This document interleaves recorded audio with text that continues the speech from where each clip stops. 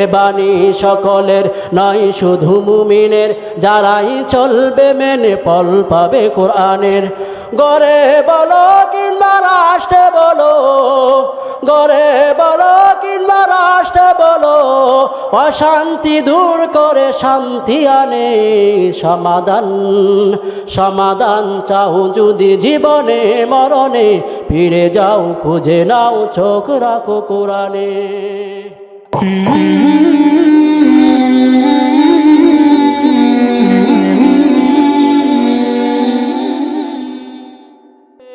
পরিবেশ ঠিকই আছে, কিন্তু আমাদের অবস্থা খারাপ হয়ে গেছে। আমরা নিজেরা মূলত খারাপ হয়ে গেছি। আমরা যদি শরীয়ত মোতাবেক যেভাবে সন্তান লালন পালন করলে, যেভাবে সন্তান লালন পালন করার কথা আল্লাহ রাব্বুল আলামিন প্রিয় নবী সাল্লাল্লাহু আলাইহি ওয়াসাল্লাম বলে দিয়েছেন, সেই মোতাবেক যদি আমরা আমাদের সন্তানদেরকে লালন পালন করতাম, সেই মোতাবেক যদি আমরা আমাদের সন্তানদের তদারকি করতাম, তাহলে অবশ্যই তারা আমাদের কথা শুনতো। সুতরাং দোষ ছেলে মেয়েদের নয়, দোষ হলো আমাদের। আমরা কোরআন হাদিস অনুযায়ী মানি না, আমরা কোরআন হাদিস অনুযায়ী চলি না, আর কোরআন হাদিসকে আমরা বোঝা মনে করি, অথচ সকল সমস্যার সমাধান হলো কোরআন হাদিস। সমাধান চাও যদি জীবনে মরণে, ফিরে যাও খুঁজে নাও চোখ রাখো কোরআনে। সমাধান চাও যদি জীবনে মরণে, ফিরে যাও খুঁজে নাও চোখ রাখো কোরআনে। তবে পাবে সুখ শান্তির ঠিকানা, যদি তুমি মেনে নাও মনে প্রাণে। সমাধান হো সমাধান, সমাধান চাও যদি জীবনে মরণে, ফিরে যাও খুঁজে নাও চোখ রাখো কোরআনে। এত চির অম্লান চির মুক্তির ডাক, এ যে মহাবাণী খোদারি কালামে পাক। এত চির অম্লান চির মুক্তির ডাক, এ যে মহাবাণী খোদারি কালামে পাক। এই দুনিয়া আর সেই দুনিয়া, এই দুনিয়া আর সেই দুনিয়া, শান্তি পাবে তুমি দু জাহানে। সমাধান সমাধান চাও যদি জীবনে মরণে, ফিরে চাও খুঁজে নাও চোখ রাখো কোরআনে। এ বাণী সকলের নয় শুধু মুমিনের, যারাই চলবে মেনে ফল পাবে কোরআনের। এ বাণী সকলের নয় শুধু মুমিনের, যারাই চলবে মেনে ফল পাবে কোরআনের। গড়ে বলো কিংবা রাষ্ট্রে বলো, গড়ে বলো কিংবা রাষ্ট্রে বলো, অশান্তি দূর করে শান্তি আনে সমাধান। সমাধান চাও যদি জীবনে মরণে, ফিরে যাও খুঁজে নাও চোখ রাখো কোরআনে। ঠিক না? আমাদের চোখ কোথায় রাখতে হবে? কোরআনের দিকে রাখতে হবে, কোরআন হাদিসের দিকে রাখতে হবে। আমরা যদি কোরআন হাদিস অনুযায়ী জীবন পরিচালনা করি কি, তাহলে দুনিয়াতেও আমরা শান্তির সম্মুখীন হব, আখিরাতেও আমরা শান্তির সম্মুখীন হব ইনশাআল্লাহ। মোহতারাম হাজিরিন, আমি বলতেছিলাম, আমরা শুধু সময়কে কথায় কথায় শুধু জামানা খারাপ, পরিবেশ খারাপ, সমাজ খারাপ এই দোষ দেই। আসলে মূলত সমাজ ঠিকই আছে, দোষ মূলত আমাদের নিজেদের দোষ আমাদের নিজেদের। আমরা যদি একটি সভ্য সমাজ জাতিকে উপহার দিতে চাই, আমরা যদি একটি সুস্থ সমাজ যদি জাতিকে উপহার দিতে চাই, তাহলে একটা সুস্থ পরিবার গড়ে তোলার কোনো বিকল্প নাই। আর এই সুস্থ পরিবার, এই সুস্থ সমাজ গড়ে তোলার জন্য শর্ত হলো, কোরআনের মধ্যে যে দিক নির্দেশনা দিয়ে দেওয়া হয়েছে, সেই মোতাবেক আমরা যদি আমাদের সন্তানদেরকে তদারকি করি, দেখাশোনা করি, তাহলে সেই মোতাবেক যদি আমাদের সন্তানরা চলে, তাহলে এই সন্তানের মাধ্যমে আমাদের চেহারা উজ্জ্বল হবে এবং আল্লাহ তাআলার দরবারেও আমরা জবাবদিহিতার সম্মুখীন হব না। মোহতারাম হাজিরিন,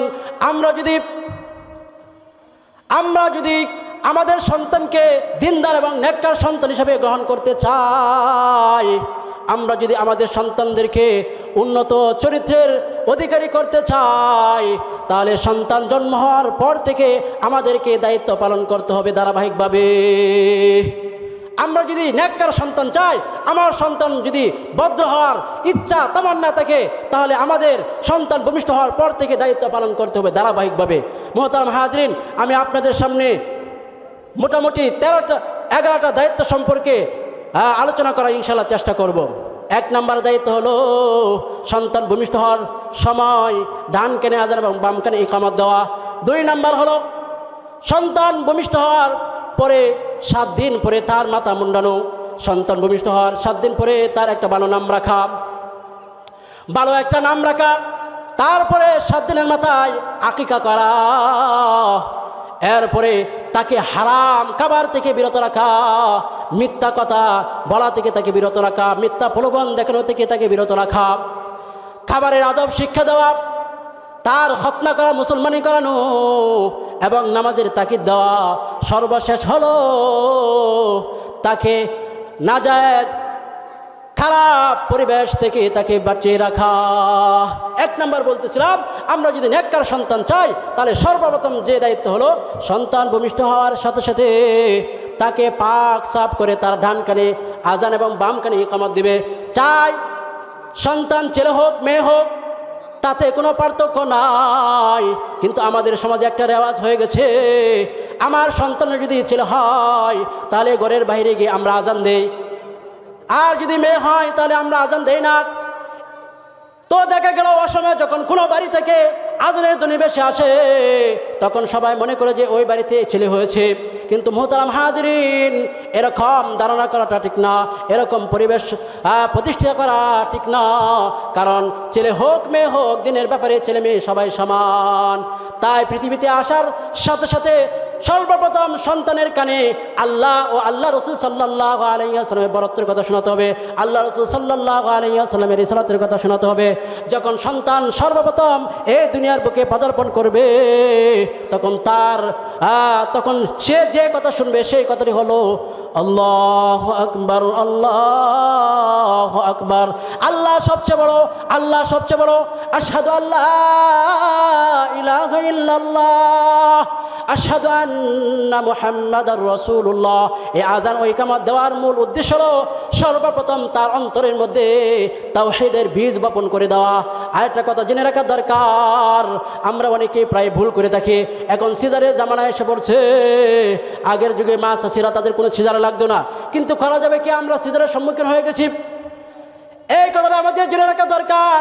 এই আযান ইকামতের জন্য কোনো পুরুষ দরকার নাই, কোনো পুরুষ দরকার না। যদি কোনো পুরুষ না থাকে তাহলে ছেলের মা, সন্তানের মা যদি সুস্থ থাকে তাহলে উনি কি করবেন? ডান কানে আযান এবং বাম কানে ইকামত দিবেন। যদি সন্তানের মা সুস্থ না থাকেন তাহলে যে সকল যাত্রীগণ তার আশেপাশে থাকে তারা কি করবে? আযান ইকামত দেবে, এটা তাদের দায়িত্ব। সুতরাং জন্মের সময় যখন তার কানে তাওহীদের বীজ বপন করে দেওয়া হয় তো এটার দ্বারা জানা যায়, এটার দ্বারা বোঝা যায় যে সর্বপ্রথম যেহেতু তার অন্তরের মধ্যে তাওহীদের বীজ বপন হয়েছে তো আশা করা যায় আল্লাহ তাআলা তাকে ঈমানের মতো দৌলত দান করবেন। 2 নম্বর দায়িত্ব হলো সন্তান ভূমিষ্ঠ হওয়ার 7ম দিনে তার মাথার চুল খামাবে, তার মাথার চুল মুন্ডন করে দিবে এবং এই চুল পরিমাণ, চুল যতটুকু ওজন হয় সেই পরিমাণ রূপা অথবা রূপার মূল্য সদকা করে দিবে। এটা হলো মুস্তাহাব আমল, এটা হলো মুস্তাহাব আমল। কিন্তু মুহতারাম হাজিরিন, আল্লাহ রসুল সাল্লাল্লাহু আলাইহি ওয়াসাল্লাম বলেছেন তোমরা কি 7ম দিনে মাথা মুন্ডন করো? কিন্তু কিছু ডাক্তার, সকল ডাক্তার নয়, কিছু ডাক্তার তারা বলেন 7ম দিনে নবজাতক শিশুকে চুল পালানো যাবে না, এতে তার স্মৃতিশক্তি কমে যাবে। তাদেরকে বলতে চাই ইসলাম এমন কোনো বিষয়ে নির্দেশ দিতে পারে না যে কাজের মধ্যে মুমিন বান্দাদের জন্য ক্ষতির সম্মুখীন রয়েছে, সে বিষয়ে ইসলাম কোনোদিন নির্দেশ দিতে পারে না। বাস্তব অভিজ্ঞতার সাথে বলতেছি, যদি 7ম দিনে যদি তার মাথার চুল না মুন্ডানো হয় এতে করে ছেলে মেয়েদের মাথার মধ্যে খুশকি হয়, মাথার মধ্যে চুলকানি হয়, অনেক সময় মাথা ফুলে যায়। তো বলতেছিলাম যে ইসলাম এমন কোনো বিষয়ে কি করতে পারে না, আদেশ করতে পারে না যে বিষয়ে বান্দাদের কি রয়েছে, ক্ষতি রয়েছে। তাই 7ম দিনে আমরা কি করব? নবজাতক শিশুকে মাথা মুন্ডন করবো ইনশাআল্লাহ। কিন্তু মুহতারাম হাজিরিন, আমরা বড় পরিতাপের বিষয়, আমরা কি করি না, আমাদের ছেলেদের মাথা মুন্ডন করি না, আমরা ছেলেদের মাথার চুলগুলো লম্বা রাখি। 3 নম্বর দায়িত্ব হলো আমরা আমাদের ছেলেদের একটা ভালো নাম রাখবো, আমরা আমাদের ছেলে মেয়েদের একটা ভালো নাম রাখবো। নাম রাখার ক্ষেত্রে যদি ছেলে হয় তাহলে আল্লাহ তাআলা গুণবাচক নামের সাথে সম্পৃক্ত করে নাম রাখবো। আব্দুল্লাহ, আব্দুর রহমান, আব্দুল সত্তার, আব্দুল গফফার, আব্দুর রহিম নামে আমরা কি করব? নাম রাখবো।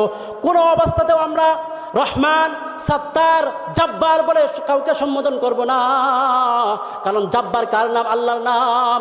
আমি জব্বারে বললাম, সত্তারে বললাম, এটা আল্লাহ তাআলার নামকে নিয়ে আমরা বিকৃতি করলাম। তাই আমরা কি বলবো? কোনো বান্দা যদি নাম জব্বার থেকে থাকে তাহলে আমরা কি বলবো? আব্দুল জব্বার, হ্যাঁ আব্দুল জব্বার, আব্দুর রহমান, আব্দুল্লাহ বলবো। আমাদের যদি আল্লাহর নাম ভালো না লাগে তাহলে নবীদের নামের সাথে মিলে নাম রাখবো। নবীদের নামও যদি ভালো না লাগে, কারণ এখন স্মার্ট বাংলাদেশ, এখন হলো নাট বল্টু স্কুলের নাম, নাট বল্টু স্কুলের দুনিয়া, বেবি ট্যাক্সির দুনিয়া। এখন আর নবীদের নাম ভালো লাগে না, সাহাবায়ে কেরামের নাম ভালো লাগে না, তাবিঈনদের নাম ভালো লাগে না, আইম্মায়ে কেরামের নাম ভালো লাগে না, এবং বুজুর্গানের দ্বীনের নাম ভালো লাগে না। এখন নাট বল্টু স্কুল, বেবি ট্যাক্সির নাম ভালো লাগে। ইহুদি খ্রিস্টানদের নামের সাথে নাম মিলে নাম রাখতে চায়, আমার ছেলে অমুক তারকার সাথে নাম মিলে নাম রাখতে চায়। এখন আর আব্দুর রহমান, মোহাম্মদ, ঈসা, ইব্রাহিম নামে নাম রাখতে আমাদের পছন্দ হয় না। তারপরে বলতেছি, যদি আপনাদের ভালো না লাগে তাহলে আপনি এমন একটা নাম রাখবেন যে নামের অর্থটা সুন্দর, যে নামের অর্থটা মধু, এমন একটা নাম রাখবেন।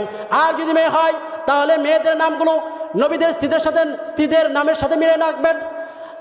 যদি নবীদের স্ত্রীদের নাম ভালো না লাগে তাহলে যে সকল সাহাবা, যে সকল মহিলা সাহাবী ছিলেন তাদের নামের সাথে মিলিয়ে নাম রাখবেন। এগুলো যদি ভালো না লাগে তাহলে এমন একটা নাম রাখবেন যে নামের অর্থটা কি ভালো। কেননা রাসূলুল্লাহ সাল্লাল্লাহু আলাইহি ওয়াসাল্লামের দরবারে যখন কোনো ব্যক্তি আসতো তখন সর্বপ্রথম রাসূলুল্লাহ সাল্লাল্লাহু আলাইহি ওয়াসাল্লাম ওই ব্যক্তির নাম জিজ্ঞাসা করতেন।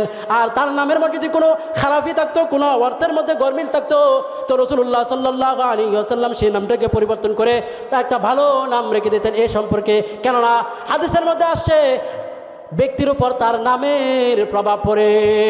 হাদিসের মধ্যে আসছে একবার এক ব্যক্তি রাসূলুল্লাহ সাল্লাল্লাহু আলাইহি ওয়াসাল্লামের দরবারে আসলেন। আসার পরে রাসূলুল্লাহ সাল্লাল্লাহু আলাইহি ওয়াসাল্লাম তার নাম জিজ্ঞাসা করলেন। সে বলল, আমার নাম হাজান, আমার নাম শক্ত। হাজান অর্থ শক্ত, পেরেশান। রাসূলুল্লাহ সাল্লাল্লাহু আলাইহি ওয়াসাল্লাম, না না, তোমার নাম হাজান হতে পারে না, তোমার নাম হলো সাহাল, অর্থাৎ সহজ সরল। ওই ব্যক্তি বলল, কিছু তেরিয়া মানুষ আছে না, গাড়িতে মানুষ আছে, না না, আমার বাপ দাদা যে নাম রেখেছে, আমাদের বাপ দাদা যে বিষয়ের উপর প্রতিষ্ঠিত করে রেখে গেছে, আমরা তার উপরে কি প্রতিষ্ঠিত থাকবো, অন্যের কথা তারা মানে না। এই প্রকৃতির এরকম লোক। সে বলল, না না, আমার বাপে আমার নাম, আমার যে নাম রেখে গেছে আমি সেই নামেই থাকবো। পরবর্তী দেখা গেল ওই ব্যক্তির পরিবারের মধ্যে কষ্ট এবং পেরেশান সবসময় লেগে থাকতো। তাই মুহতারাম হাজিরিন, আমরা আমাদের সন্তানদের নাম কি রাখবো? নবীদের নামের সাথে মিলে রাখবো, অথবা যদি নবীদের নাম ভালো না লাগে তাহলে এমন একটা নাম রাখবো যে নামের অর্থটা কি ভালো। 4 নাম্বার হলো সন্তানের পক্ষ থেকে আকিকা করা সুন্নাত। সন্তানের পক্ষ থেকে আকিকা করব, আর আকিকা করা হলো সুন্নাত। আর 7ম দিনে আকিকা করা হলো মুস্তাহাব। যদি আমাদের ছেলে সন্তান হয় তাহলে ছেলে সন্তানের পক্ষ থেকে 2টা ছাগল অথবা গরুর মধ্যে 2টা নাম। আর যদি মেয়ে হয় তাহলে মেয়ের পক্ষ থেকে 1টা ছাগল অথবা গরুতে 1টা নাম। আর কোনো ব্যক্তির যদি অবস্থা শোচনীয় হয় তাহলে ছেলের ক্ষেত্রে 1টা ছাগল আকিকা দিলেও যথেষ্ট হয়ে যাবে, জায়েজ হয়ে যাবে। কেননা রাসূলুল্লাহ সাল্লাল্লাহু আলাইহি ওয়াসাল্লাম হযরত হাসান রাদিয়াল্লাহু তাআলা আনহুর আকিকা করেছিলেন 1টা ছাগল দ্বারা, আর হযরত হুসাইন রাদিয়াল্লাহু তাআলা আনহুর আকিকা করেছিলেন 2টা ছাগল দ্বারা।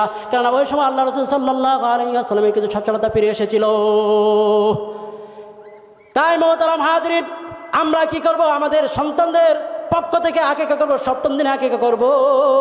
7ম দিনে যদি আমরা আকিকা করতে না পারি তাহলে 14 দিনের মাথায় আমরা আকিকা করব। 14 দিনের মাথায় যদি আমরা আকিকা করতে না পারি তাহলে 21 দিনের মাথায় আকিকা করব। 21 দিনের মাথায় যদি আমরা আকিকা করতে না পারি তাহলে আমরা যে সময় যেদিন সুযোগ হয় সেদিন আমরা আকিকা করে নিব। কিন্তু মুস্তাহাব আকিকা করার যে একটা পরিমাণ ছিল সেটা আর পাবে না। রাসূলুল্লাহ সাল্লাল্লাহু আলাইহি ওয়াসাল্লাম বলেন, আল গুলামু মুরতাহানুন বিআকিকাতিহি। প্রত্যেকটা নবজাত শিশুই সে আল্লাহ তাআলার দরবারে আকিকার বিনিময়ে বন্ধক থাকে। মুহতারাম হাজিরিন, 5 নাম্বার হলো তাকে হারাম খাবার থেকে বিরত রাখতে হবে। তাকে হারাম খাবার থেকে বিরত রাখতে হবে। হারাম খাবার থেকে তাকে বিরত রাখতে হবে। কোনো সময় তাকে হারাম খাবার খাওয়ানো যাবে না। এই ব্যাপারে পিতার পাশাপাশি মাও বেশি অগ্রাধিকার রাখে। কেননা মা বেশিরভাগ ছোটোকালে মার কাছে থাকে, সন্তান মার কাছে থাকে। তাই বাবার পাশাপাশি মাও কী করবে? সন্তানের প্রতি খেয়াল রাখবে। কেননা যার অন্তরের মধ্যে, যার শরীরের মধ্যে হারাম খাবার ঢুকে তার শরীরটা কখনো জান্নাতের মধ্যে যাবে না। সে ইবাদতের মধ্যে মজা পাবে না, কোনো কিছুর মধ্যে মজা পাবে না। তাই মুহতারাম হাজিরিন, তাই মোহতারাম হাজরিন, আমরা কি করব? আমাদের